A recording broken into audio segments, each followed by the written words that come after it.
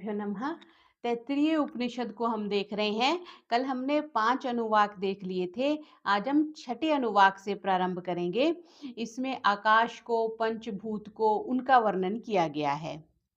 स य एषो अंतर्हृदय आकाशः तस्मिन् अयं पुरुषो मनोमयः अमृतो हिरण्मयः। तो जो पहले बताया है, जो यह हृदय के भीतर आकाश है।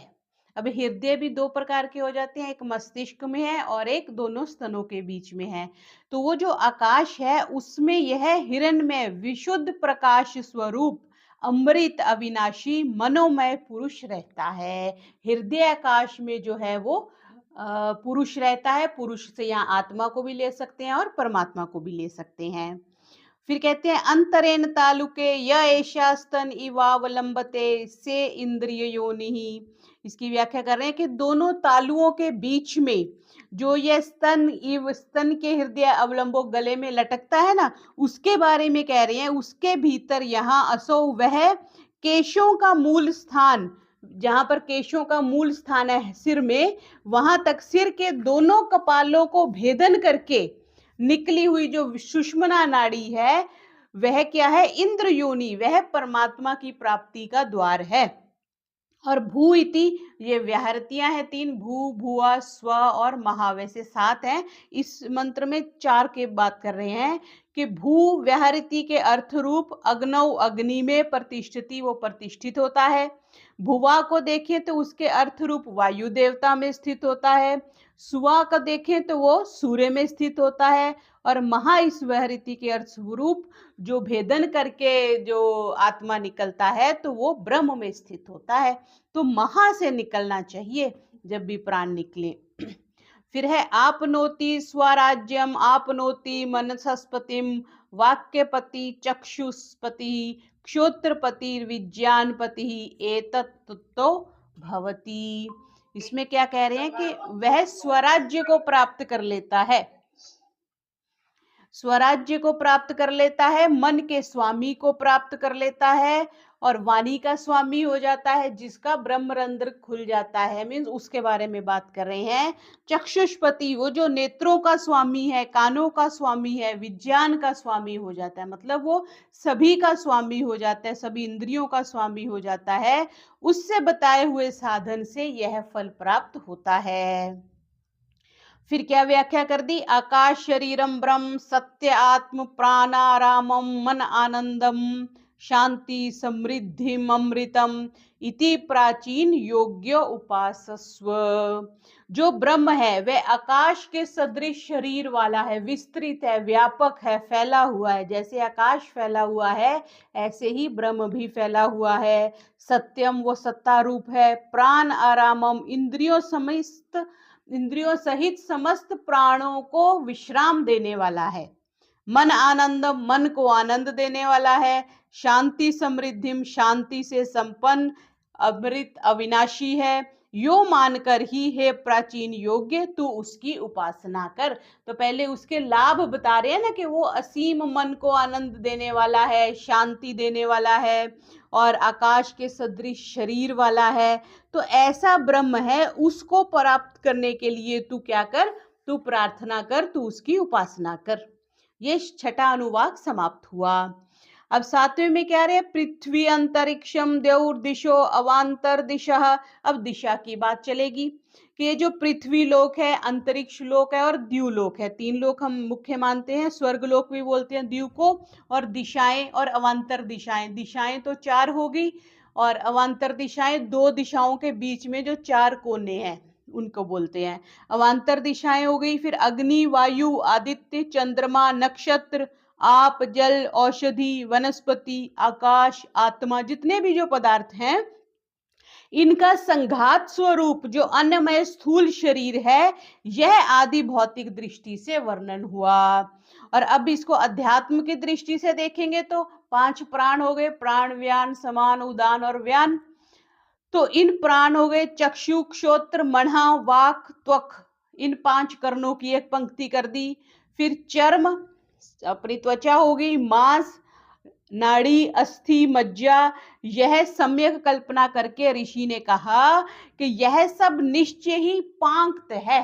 एक तो पंक्ति होती है, एक पांक्त मीन्स जिसको विस्तार कर दिया, जो बड़ा हो गया। अधिविधाय, यह सम्यक कल्पना करके ऋषि ने कहा कि यह सब जो है वो पांक्त है। पांक्तेनेव पांक्तम, इस आध्यात्मिक पांक्त से ही बाह्य पांक्त को और बाह्य से अध्यात्म पांक्त को पूर्ण करता है। एक पांक्त बाहर हो गया, ये जो बताया चारों पांचों भूत बना दिए, मन के बारे में बता दिया। एक तो पांच पांक्त बाहर हो गया, एक शरीर के अंदर हो गया उसके कॉरस्पॉन्डिंग, तो इसलिए इन दोनों का आपस में संबंध बता दिया। फिर आगे अष्टम में कह रहे हैं, ओम की व्याख्या कर रहे हैं कि ओम ही सबसे बड़ा नाम है। ओम इति ब्रह्म, ओम इति इदम सर्वम, ओम इति एतद अनुकृति स्म, वा आप्यो श्राव्येत्या श्रावयन्ति, ओम इति सामानि गायन्ति, ओम शोमति शस्त्राणि शंसति, ओम इति अधर्व्यु प्रतिगरम प्रतिगृणाति, ओम इति ब्रह्म प्रसौति, ओम इति अग्निहोत्रम अनुजानाति, ओम इति ब्राह्मणा प्रवक्ष्यान्नः ब्राह्मणोपा प्रवानीति, ब्रह्मे वोपाओपनीति, ब्रह्मै वो उपाप्रोप्रोति। ओम जो है वो ब्रह्म है। ओम क्या है? समस्त जगत है। ये जो दिख रहा है वो सारा जो दिख रहा है वो भी ओम है। एतत, यह अक्षर निस्संदेही अनुकृति है, यह अनुमोदन है, मतलब बताया जा रहा है। ये सृष्टि से ना पता पता बता रहा है तेरा पता, तो सृष्टि ही का हर एक चीज जो है वही परमात्मा के बारे में बता रही है। इसके सिवाय चारे जो कह रहे हैं, शिष्य पूछते हैं मुझे सुनाइए, तो ये कहने पर आश्राव्यंती, ओम यह कहकर शिष्य को उपदेश सुनाते हैं।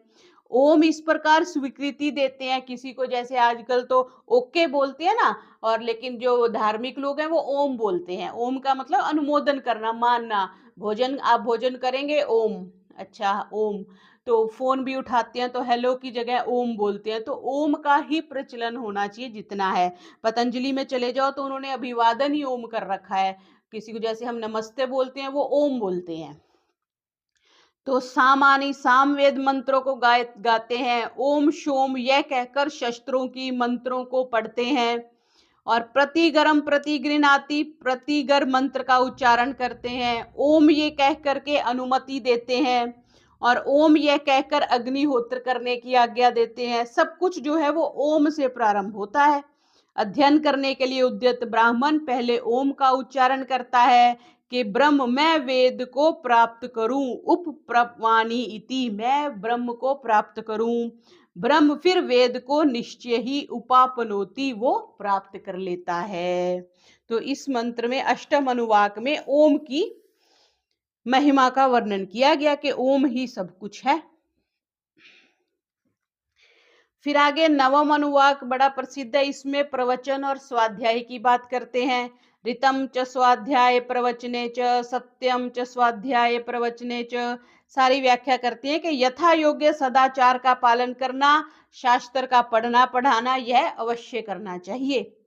सत्य भाषण करना चाहिए, और फिर भी वेदों का जो जो करना है उसके साथ वेदों का पठन पाठन अवश्य होना चाहिए। चाहे आप सत्य का पालन करें, चाहे आप तपश्चर्या करें, चाहे आप इंद्रियों का दमन करें, चाहे शम करें, मन का निग्रह करें, वेद का स्वाध्याय और सदाचार का पालन हर परिस्थिति में होना चाहिए। अग्नि है, अग्नियों का चयन करें। स्वाध्याय पर फिर भी वेदों का पढ़ना पढ़ाना चाहिए। अग्निहोत्र करते हैं, फिर भी वेद का पढ़ना पढ़ाना और सदाचार का पालन होना चाहिए। अतिथियों की सेवा के साथ भी ये होना चाहिए। मनुष्य उचित व्यवहार करते हैं तो भी साथ में शास्त्र का पढ़ना पढ़ाना अवश्य होना चाहिए। प्रजा, अगर आप संतान उत्पत्ति करते हैं तो भी वेद का पढ़ना, मतलब किसी भी स्थिति में आप वेद का पढ़ना पढ़ाना नहीं छोड़ सकते। और शास्त्र विधि के अनुसार जो भी कार्य करते हैं तो मुख्य क्या हो गया? एक तो सदाचार का पालन करना, सत्य का पालन करना, रीति का पालन करना, और शास्त्र का पढ़ना पढ़ाना दैनिक दिनचर्या का और जीवन का अंग होना चाहिए। फिर दशम अनुवाक में कहते हैं कि जैसे उल्टा वृक्ष होता है उसकी व्याख्या करी।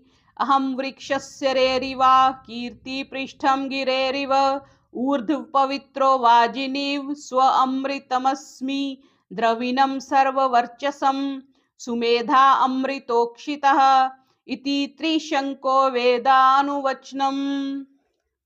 क्या मैं संसार वृक्ष का उच्छेद करने वाला हूं? मेरी कीर्ति कैसी हो? गिरे पर्वत के शिखर की भांति उन्नत है। वाजिनी, मैं अन्न उत्पादक शक्ति से युक्त सूर्य में स्व अमृत जैसे उत्तम अमृत है, उसी प्रकार मैं भी ऊर्ध्व पवित्रस्मि, अतिशय पवित्र अमृत स्वरूप। जैसे जो पर्वत के नीचे तो भले ही आप कुछ अशुद्धि आपको मिल जाए, लेकिन टॉप पे नहीं मिलती, क्योंकि टॉप पे बहुत कम लोग पहुंचते हैं। तो यहाँ पे क्या कह रहे हैं कि मैं पर्वत के शिखर की भांति उन्नत हूं, अन्न उत्पादक शक्ति से युक्त सूर्य में जैसे उत्तम अमृत है, उसी प्रकार मैं भी अतिशय पवित्र और अमृत स्वरूप हूं। प्रकाश युक्त हूं, धन का भंडार हूं, अमृत से अभिसिंचित हूं, श्रेष्ठ बुद्धि वाला हूं। इस प्रकार त्रिशंकु ऋषि का अनुभव किया हुआ यह वैदिक प्रवचन है। तो त्रिशंकु ऋषि ने बताया कि परमात्मा को प्राप्त होकर जो अपना अनुभव उनका था, वो उन्होंने इसमें बताया कि मैं क्या हूं, कि जैसी मनुष्य भावना करता है वो वैसा ही बन जाता है।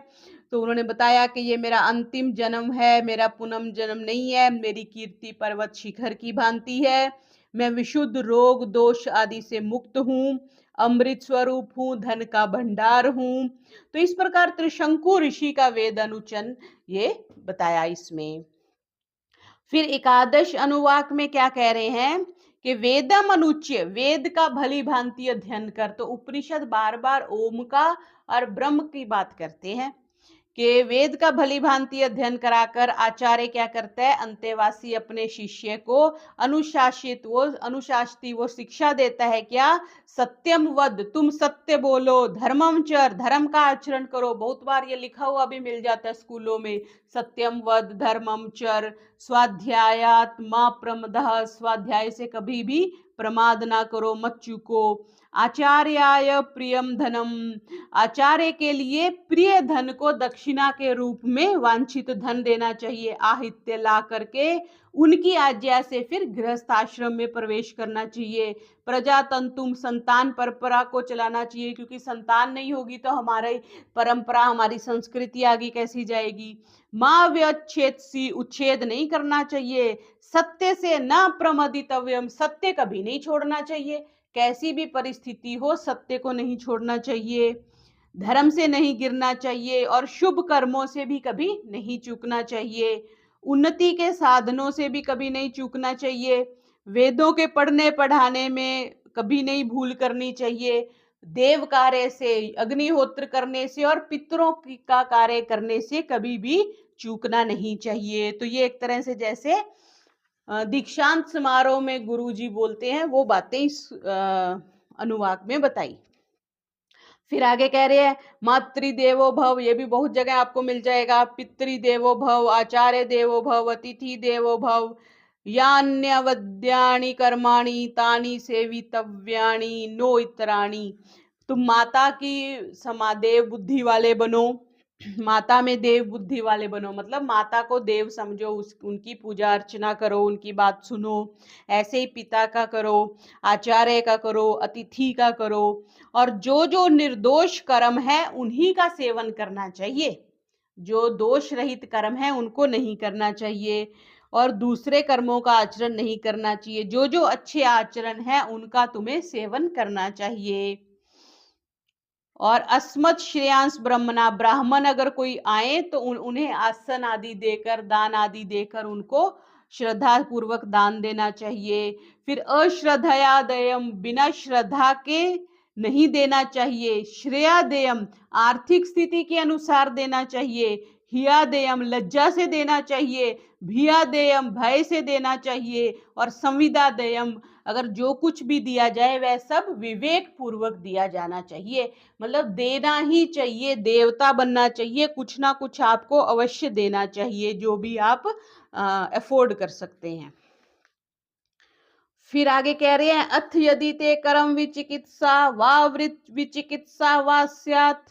इसके बाद यदि तुमको कर्तव्य निर्णय करने में किसी प्रकार की अगर शंका है, ये काम करना है नहीं करना है, कब करना है, तब वृत चिकित्सा, सदाचार के विषय में कोई शंका हो तो वहां उत्तम विचार वाले परामर्श देने में कुशल जो हैं, जो कर्म अच्छे करते हैं, जो सदाचार से युक्त हैं, अलुक्षा स्निग्ध स्वभाव वाले, प्रेम प्रिय स्वभाव वाले, धर्म कामा जो एकमात्र धर्म के अभिलाषी हैं, ऐसे ब्राह्मण जो हैं उस कर्म और आचरण के क्षेत्र में अगर बरतते हैं, उस कर्म आचरण के क्षेत्र में तुमको भी बरतना चाहिए।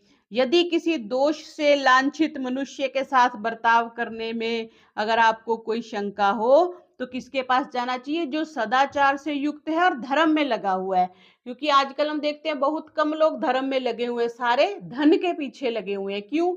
जीवन ही धनमय हो गया है, लेकिन धर्म पीछे छूट गया। तो यहाँ पे कह रहे हैं किसके पास जाके सलाह लेनी चाहिए? जो धर्म में लगा हुआ है, ब्राह्मण है, वे उसी प्रकार बरते जैसे ब्राह्मण बरते वैसे ही तुम्हें बरतना चाहिए। ऐसे वो अपने शिष्यों को बता रहे हैं।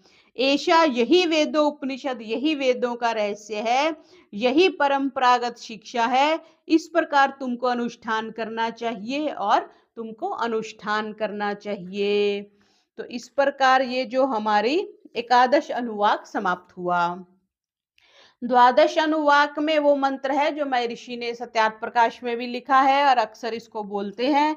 ओम शन्नो मित्रा शं वरुणः शन्नो भवत्यर्यमा शन्न इंद्रो बृहस्पति शन्नो विष्णुरुक्रमः नमो ब्रह्मणे नमस्ते वायो त्वमेव प्रत्यक्षं ब्रह्मसि त्वामेव प्रत्यक्षं ब्रह्म वादिशं ऋतं वादिशं सत्यं वादिशं तन्मामावीत् तद्वक्तारमावीत् आवीन्माम् आवीद्वक्तारम्। ओम शांति शांति शांति।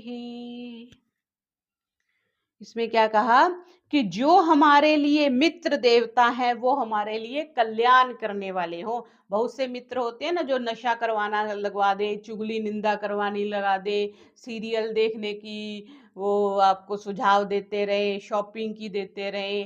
तो जो आपको अधर्म के पथ पे ले जाए वो मित्र तो है लेकिन कल्याणकारी नहीं है। तो यहाँ पे क्या प्रार्थना है कि जो मित्र हैं वो कल्याणकारी हो, वरुण रात्रि और अपान के अधिष्ठाता भी कल्याणकारी हो, अर्यमा चक्ष ये चंद्रमा और सूर्य मंडल जो है वो हमारे लिए कल्याणमय हो, इंद्र बृहस्पति शम ये सब हमारा कल्याण करने वाले हो, उरुरुक्रम त्रिविक्रम रूप से विशाल डगों वाले विष्णु जो है वो हमारे लिए कल्याणकारी हो।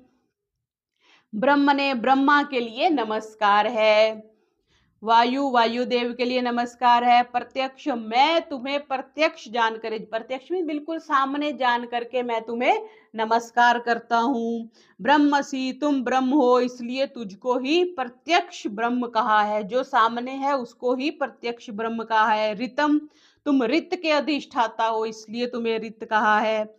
तुम सत्य के नाम से पुकारे जाते हो इसलिए तुम्हें सत्य कहा है।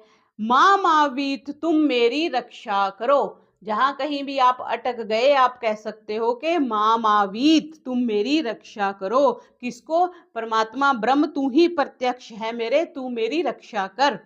उसने वक्तारम आवीत वक्ता की आचार्य की रक्षा करो, आवीत माम रक्षा की है मेरी, आवीत वक्तारम रक्षा की है मेरे आचार्य की। तो उनके बारे में कह रहे हैं ओम शांति शांति शांति, 3 बार शांति स्वरूप कहा। तो इसमें कि हे सर्वशक्तिवान प्राण स्वरूप वायु में परमेश्वर आपको नमस्कार है, आपको प्रत्यक्ष देख करके मैं आपको नमस्कार करता हूँ। आपको ही मैंने प्रत्यक्ष रीत समझा है, ब्रह्म समझा है।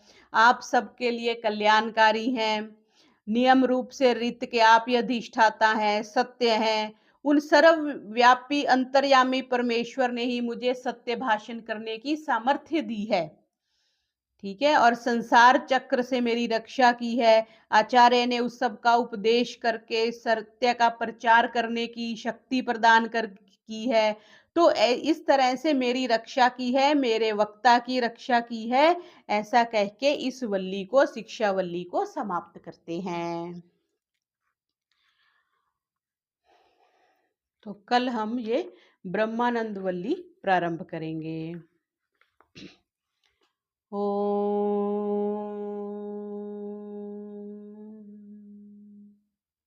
सर्वेभ्यो नमः।